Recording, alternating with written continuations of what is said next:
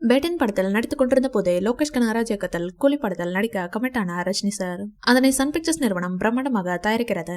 படத்தில் மிகப்பெரிய நட்சத்திர பட்டாளமே நடித்திருக்கிறது. முக்கியமாக பாலிவுட் சூப்பர் ஸ்டார்களில் ஒருவரான அமீர் கான் இந்த படத்தில் முக்கியமான ரோலில் நடித்திருக்கிறார். முதலில் அந்த ரோலுக்கு ஷாருக்கானிடம் பேச்சுவார்த்தை நடத்தியதாகவும் ஆனால் அதில் நடிக்க அவர் மறுத்துவிட்டார் என்றும் ஒரு தகவல் ஓடுவது குறிப்பிடத்தக்கது. இதனை அடுத்து ஜெயிலர் 2 பாகத்தில் நடித்து வருகிறார். அதனை முடித்த கையோடு வேற எந்த படத்திலும் கமிட் ஆகவில்லையா.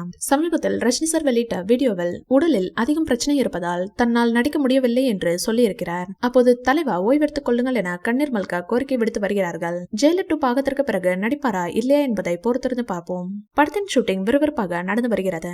இதில் ரஜினிகாந்த் சார் தேவா என்ற கதாபாத்திரத்தை ஏற்றிருக்கிறார். ஏற்கனவே அவர் தளபதி படத்தில் தேவா என்ற கேரக்டரை ஏற்றிருந்தார். அந்த சென்டிமெண்டாலும் லோகேஷ் கனகராஜ் இயக்கம் என்பதாலும் இந்த படம் மெகா ஹிட் ஆகுமா என்ற கேள்வி ரசிகர்களிடம் எழுந்திருக்கிறது.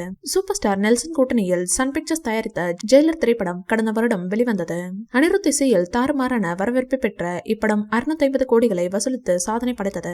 இதையடுத்து ஜெயிலர் 2 படத்தில் அவர் நடிக்க இருக்கிறார். இதன் ஸ்கிரிப்ட் வேலைகளில் பிஸியாக இருந்த நெல்சன் தற்போது அடுத்த கட்ட வேலைக்கு தயாராகிவிட்டார். அதன்படி இதன் ப்ரோமோ ஷூட்டிங் வேலைகளில் அவர் ஈடுபட்டு வருகிறார். இந்த வீடியோ பிடிச்சிருந்தா லைக் பண்ணுங்க, ஷேர் பண்ணுங்க, எங்க சேனலை சப்ஸ்கிரைப் பண்ணுங்க.